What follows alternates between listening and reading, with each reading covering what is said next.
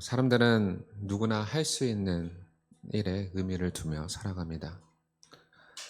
능력이 있으면 행하고 또 권리가 있으면 누려야 하는 것이 당연히 지극히 상식적인 일입니다. 그러나 신앙은 조금 다른 것 같습니다. 믿음은 할 수 있음에도 불구하고 또 하지 않는 힘, 그것이 바로 신앙생활의 특별함이라고 생각되어집니다. 오늘 바울도 누구보다 많은 권리를 가진 사도였습니다. 복음을 전하고 또 교회의 물질적인 도움을 받을 자격이 있었고 또 먹고 마실 자격도 있었고 가정을 이룰 수 있는 자격도 있었고 그리하여서 사역에 전념할 수 있는 권리가 있었던 사람이었습니다. 그럼에도 하나님의 복음을 전하는 자들에게 이 권리는 정당하게 주어지는 것이었으나 그러나 그 권리를 내려놓을 수밖에 없었던 그 오늘 바울의 모습을 우리가 성경을 통해서 보기 소망합니다. 그리하여서 바울 자신의 자유함 그리고 사도의 권리, 그러나 그럼에도 불구하고 복음 앞에서 멈출 수밖에 없었던 그 이유에 대해서 오늘 바울의 이 모습을 통해서 우리가 삶의 가치를 또 배워보기를 간절히 소망합니다. 오늘 말씀의 1절을 보면 내가 자유인이 아니냐 사도가 아니냐 예수 우리 주를 보지 못하였느냐 주 안에서 내 행한 나의 일이 너희가 아니냐라고 고백합니다. 먼저 자신을 나는 자유인이다 라고 고백하는 거죠. 자유인이라는 것은 마음껏 내가 살아갈 수 있다라고 고백하는 것입니다. 신앙의 자유도 있고 삶의 자유도 있고 그 누구도 나의 삶을 방해하지 못한다는 그런 기본적인 자유에 대한 개념을 설명하고 있습니다. 우리도 다 자유인입니다. 그래서 하나님 안에서 이 자유를 하나님께서 허락하셨기 때문에 자유를 누리면서 살아가는 것이 신앙생활의 아주 중요한 개념입니다. 또한 바울은 자유인이라고 고백하지만 더 나아가서 내가 사도가 아니냐 나는 사도다라고 당당하게 말씀하고 있는 것을 봅니다. 사도라는 것은 하나님께서 특별히 부르심을 받은 자들에게만 주어진 권한이고 그리고 그 권리를 마음껏 누릴 수 있는 자입니다. 그래서 신앙생활에도 자유롭고 내가 사도로서 그 권한을 가지고 있음을 분명하게 선포하고 있습니다. 그러면서 사도인 권리가 바로 예수 우리 주를 보지 못하였다. 봤다. 내가 예수님을 봤기 때문에 사도의 권리를 가지고 있는 사람이다. 그리고 주 안에서 행한 나의 일이 너희가 아니냐. 바로 내가 사도됨의 그 확증하는 역할을 하는 것이 바로 누구냐? 바로 고린도 교회 너희가 아니냐라고 고백하는 것입니다. 오늘 말씀에서 1절과 2절은 특별히 바울의 이 사도됨으로써 그리고 신앙인으로서 가지고 있는 자신의 그 직분에 대한 권리를 확실하게 좀 주장하고 있는 것을 좀 보게 됩니다. 그래서 이 관계 속에서 바울이 누릴 수 있는 그 권한에 대한 설명을 하고 있는 거죠. 그래서 2절에 보면 다른 사람에게는 내가 사도가 아닐지라도 그러니까 다른 사람들에 의해서 바울이 사도에 대한 공격을 많이 받았잖아요. 다른 사람 눈에는 내가 사도가 아닐지 모르겠지만 그러나 너희에게는 사도다. 적어도 너희에게는 나는 사도다라고 설명하는 거죠. 왜냐하면 고린도 교회가 바로 바울의 열매이기 때문에 그렇습니다. 사도로서 복음을 전하고 그리고 교회를 세워가면서 이 고린도 교회가 이 바울의 사도됨의 열매였고 그래서 나의 사도됨을 주 안에서 인친 것이 바로 너희다라고 설명하고 있기 때문에 바울의 이 사도됨을 누릴 수 있는 그 확신한 증거가 바로 고린도 교회, 바로 너희다라고 설명하고 있는 것입니다. 그래서 오늘 바울의 사도됨 그리고 이 자유인 내가 신앙인으로서 마음껏 내 마음대로 신앙생활을 할 수 있고 그리고 내가 사도로서 마음껏 이 사도가 누릴 수 있는 권한이 있음을 먼저 선포하고 있는 것을 볼 수 있습니다. 이렇게 바울이 먼저 사도됨을 먼저 고백하는 이유가 3절에서부터 소개되는데 3절에서 보니 나를 비판하는 자에게는 변명할 것이 이것이니 자신을 비판하는 자들이 있었다는 거죠. 바울을 항상 비판하는 무리가 있었습니다. 그것은 항상 유대인인 크리스찬들, 유대교 그리스도인들이 항상 바울을 비판하였고, 그리고 그 비판에 대해서 바울은 변명, 나는 거기에 대한 디펜스를 할 수 있다라고 설명하는 것입니다. 그러니까 바울의 사도됨이 항상 공격의 대상이었고, 그리고 바울이 말하고 있는 그 신앙에 전파하는 그 요소들이 항상 유대인들에게 거리끼는 요소들이었기 때문에 항상 비판하는 자들이 있었습니다. 그러나 그것을 자기는 변명할 수 있다. 나는 그것을 막을 수 있는, 디펜스할 수 있는 그 힘이 있다라고 설명합니다. 그래서 그 디펜스하는 것이 바로 무엇이냐? 바로 4절에 보니까 우리가 먹고 마실 권리가 없겠느냐? 신앙인으로서 자유인이잖아요. 자유인이기 때문에 먹고 마실 권한이 있다는 거죠. 이거는 누구나 다 갖고 있는 상식적인 일입니다. 이거는 바울만 가지고 있는 문제가 아니라 우리도 마찬가지예요. 우리도 먹고 마실 권한이 있어요. 그렇죠? 우리도 먹고 마실 권한이 있습니다. 이 먹고 마실 권한이 없는 사람 단 한 사람도 없어요. 무조건 이거는 상식적으로 바울 역시도 먹고 마실 권리가 있다는 거죠.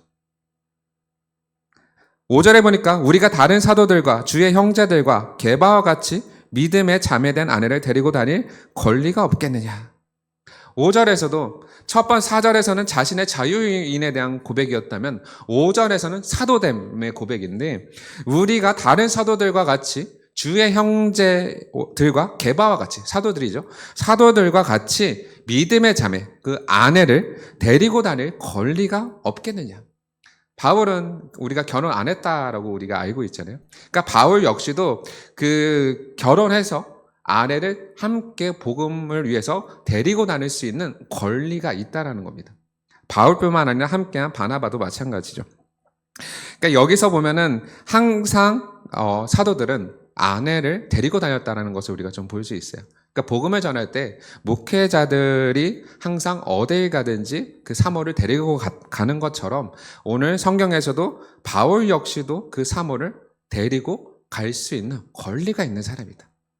내가 그 권리가 없어서 안 하는 게 아니라 나 역시도 그 사도이기 때문에 그 권리를 누릴 수 있는 사람이다. 이것을 좀 강조하고 있는 것을 좀 볼 수 있습니다. 그래서 교회가 목회자가 어딜 가든지 간에 아내와 함께 다닐 수 있도록 돕는 것이 사실은 가장 성경적인 모델이기도 하죠. 이게 가장 좋은 방법입니다.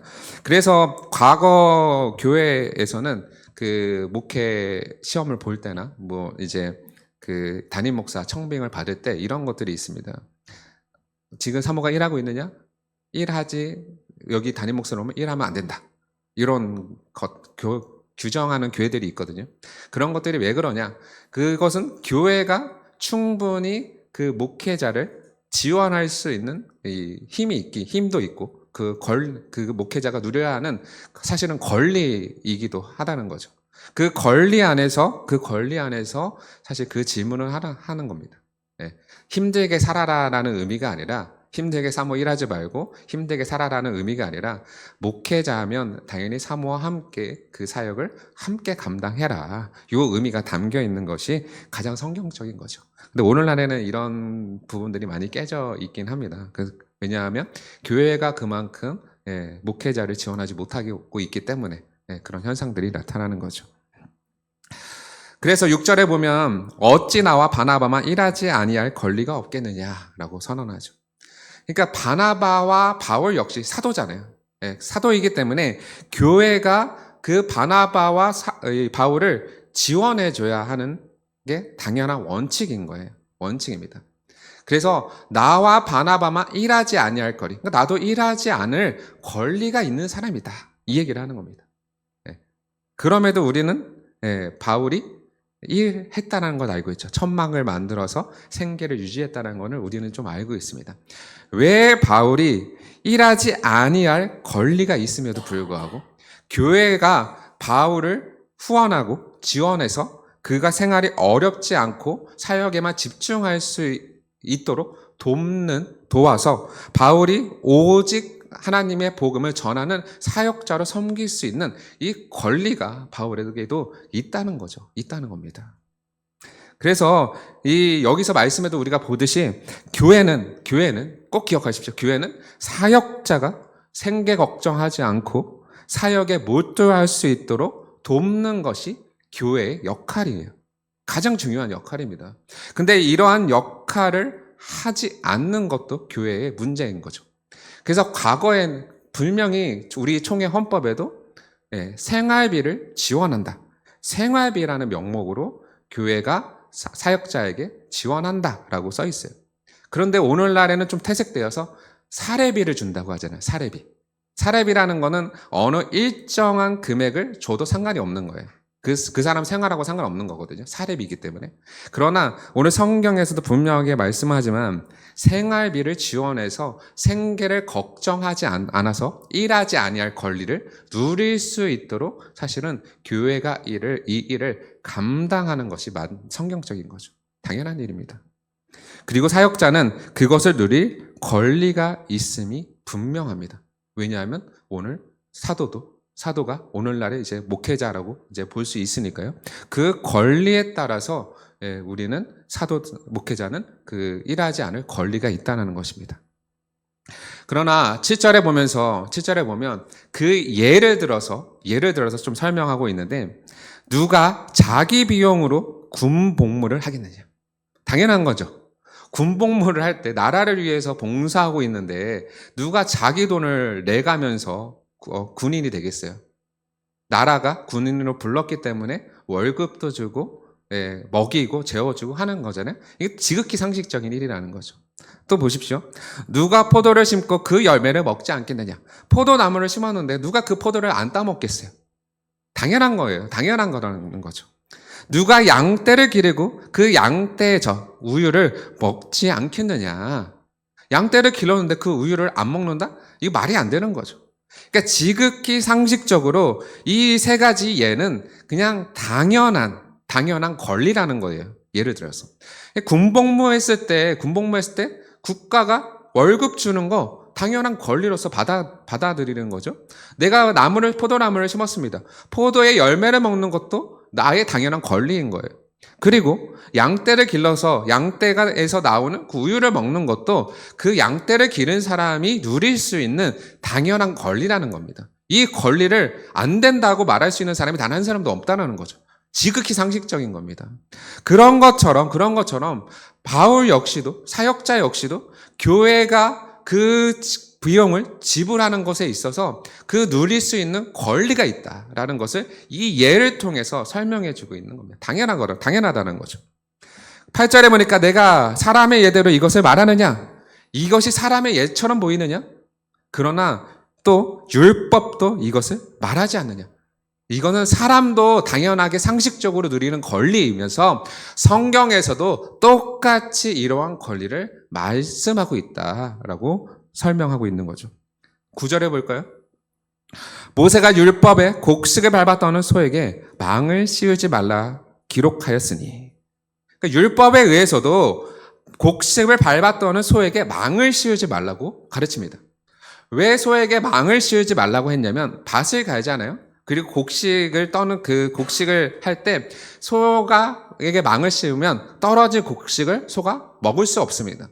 그러나 소가 그 곡식을 먹을 수 있는 권리가 있기 때문에 망을 씌우지 말고 소도 일하면서 그 떨어진 곡식을 마음껏 먹을 수 있도록 율법 안에서도 말씀 안에서도 소에게 망을 씌우지 말라고 가르치죠. 소조차도 그 곡식 가는 일을 했으면 그 곡식을 먹을 권리가 있다. 이 얘기를 하는 거예요. 그런데 잘 보세요. 뒤에 보니까 하나님께서 어찌 소들을 위하여 염려하심이냐. 이 말씀이 과연 소를 향한 말씀이냐. 하나님께 소를 염려해서 소에게 망을 씌우지 말라고 했겠느냐. 이 얘기를 하는 거죠. 10절에 보니까 오로지 우리를 위하여서 말씀하심이 아니냐. 이 말씀은 소를 위한 말씀이 아니라 바로 사람을 위한, 우리를 위한 말씀이다라고 고백하고 있는 겁니다. 그래서 이 말씀을 보면 과연 우리를 위하여 기록된 것이니 밭 가는 자는 소망을 가지고 가며 곡식 떠는 자는 함께 얻을 소망을 가지고 떠는 것이다. 그러니까 소에게 망을 씌우지 않아서 소가 그 곡식을 먹을 수 있는 권리를 누리는 것처럼 동일하게 밭 가는 자의 소망이 무엇이겠느냐? 곡식을 떠는 자들의 소망이 무엇이겠느냐?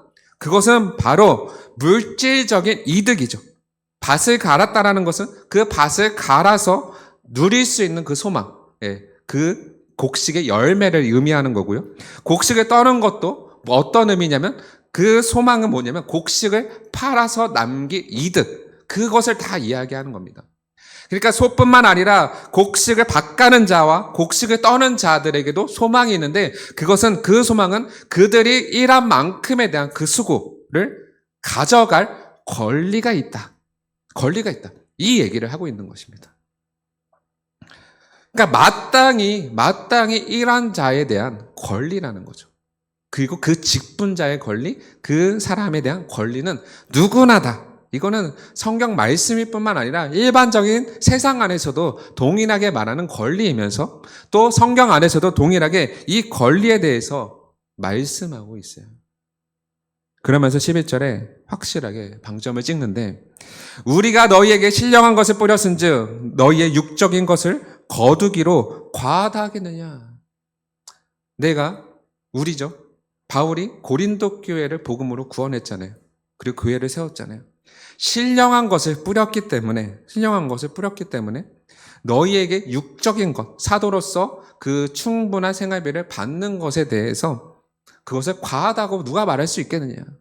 그 말은 뭐냐면 신령한 것이 더 가치가 있고 그 육적인 것은 더 가치가 없다라는 거예요. 더 가치가 없는 겁니다. 하나님께서 바울을 통하여서 고린도 교회를 세울 때 복음을 선포하고 그 복음을 가르치고 그 영혼을 구원했잖아요. 그 영혼을 구원한 값이 육적인 생활비를 지원받는 것이 과한 것이 아니라는 거죠. 과하다라고 생각해서는 안 된다라는 겁니다. 왜냐하면 육적인 열매보다 신령한 열매가 더 귀하기 때문이죠. 이건 분명한 사실이에요. 그래서 복음을 전해주고 그 복음의 그 값어치를 알게 하고 그 가치가 세상의 것보다 훨씬 더 귀하다는 그 사실을 뿌렸다라는 것. 그 뿌렸기 때문에 최선을 다해서 교회는 복음의 사역자를 위해서 그 지원을 아끼지 않는 것이 당연하다는 거예요. 당연한 거. 과한 게 아니라 당연한 겁니다. 당연한 권리이기도 하고요. 이것이 성경의 가르침입니다. 12절에 보면 다른 이들도 너에게 이런 권리를 가졌거든. 다른 이들조차도 이러한 권리를 가졌거든. 하물며 우리일까 보냐. 우리조차 바울도 그 권리가 없겠느냐. 충분히 그 권리를 나는 가졌다. 이 얘기를 하는 거죠. 일부러 이 권한에 대해서 계속적으로 이야기하는 걸 잘 보십시오. 그런데 나도 이 권리를 충분히 누릴 가치가 있는 사람이고 그 하나님께 그런 직분을 받은 사람이다. 그러나 우리가 이 권리를 쓰지 아니하고 범사에 참는 것은 그리스도의 복음에 아무 장애가 없게 하려 함이라. 세상에서도 정말로 당연한 권리, 충분히 누려도 되는 그 권리인데 바울은 왜 이 권리를 쓰지 않고 범사에 인내하면서 참아가면서 이 권리의 혜택을 누리지 않았을까요? 그 이유는 단 한 가지. 복음에 아무 장애가 없게 하기 위함인 거죠. 다른 이유가 아닙니다. 그 권리를 누린다고 해서 그 사람을 나쁘다, 욕할 이유가 없어요. 왜냐하면 당연한 권리니까요. 욕해서도 안 되는 거고요. 그런데 바울은 그 권리를 누리지 않는 이유는 단 한 가지라는 거죠. 교회를 위해서, 복음을 위해서 아무런 장애가 없게 하기 위해서 그 권리를 단지 포기했을 뿐이다 라는 거죠. 할 수 있으나 하지 않았다. 요즘에 이중직에 대한 말이 상당히 많은데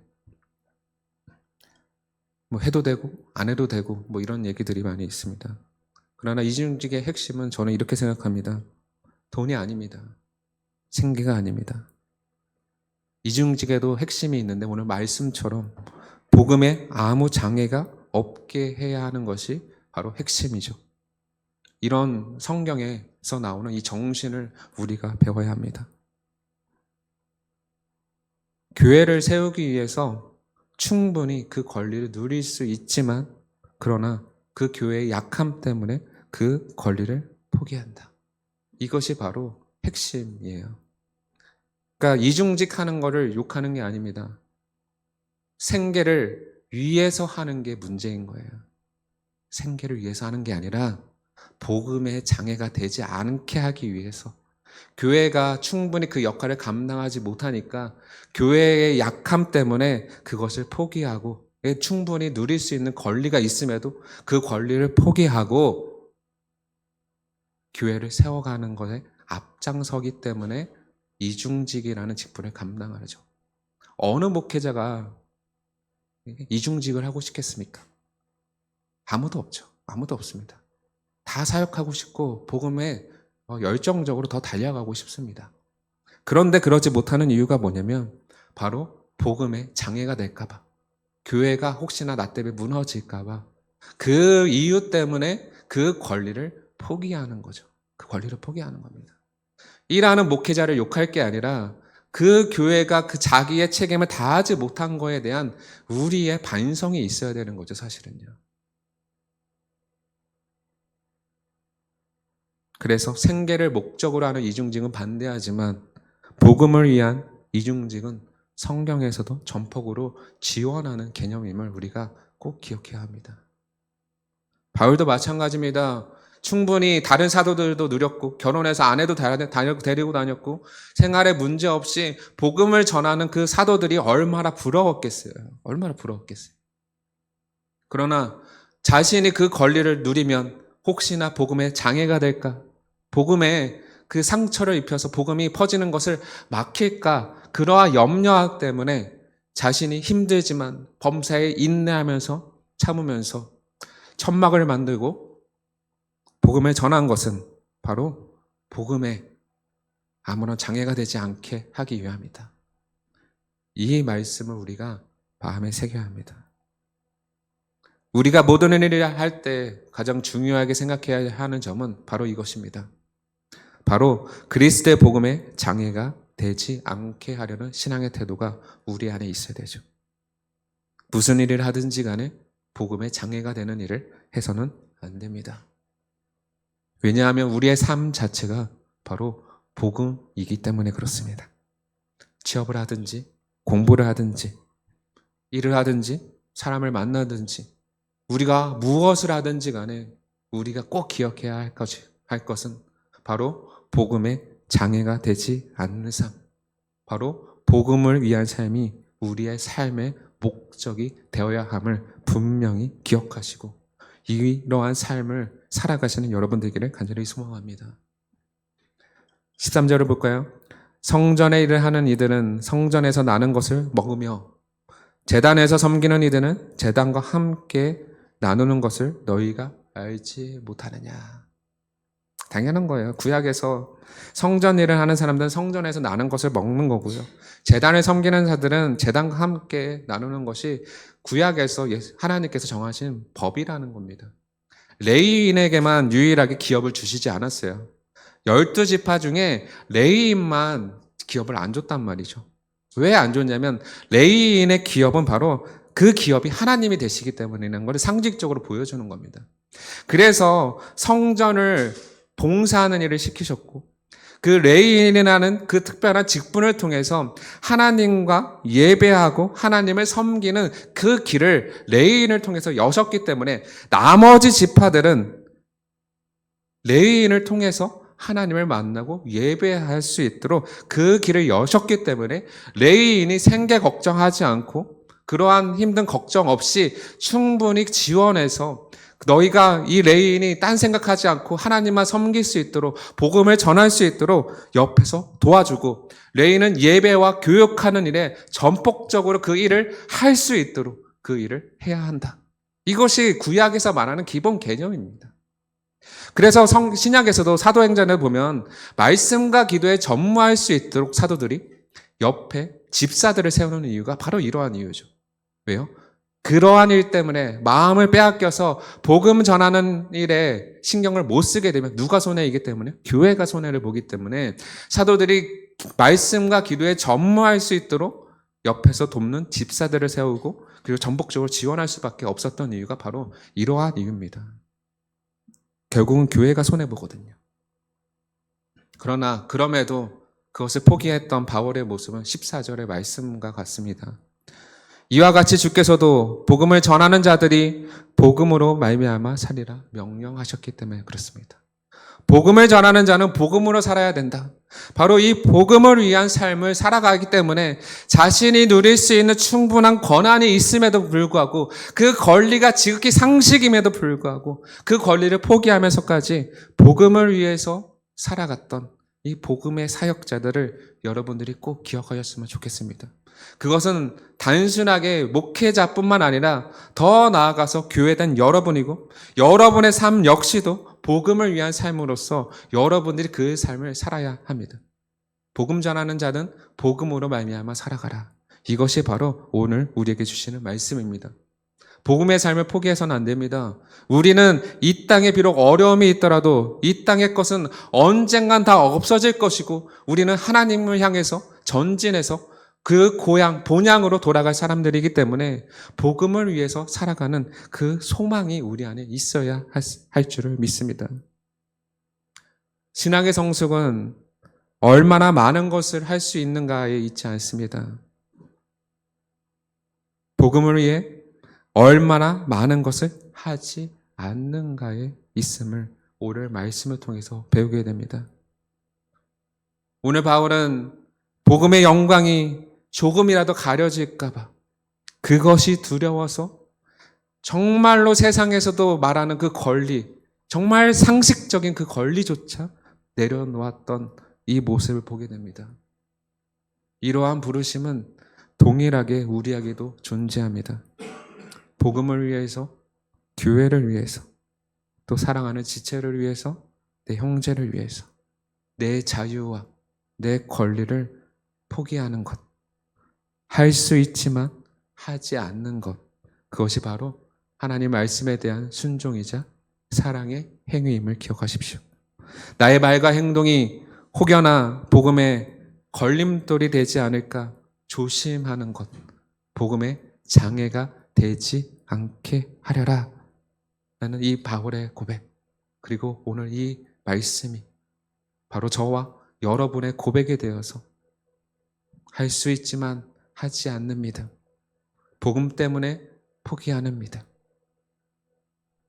복음을 위해 살아가는 삶이 되는 여러분 되시기를 간절히 소망합니다.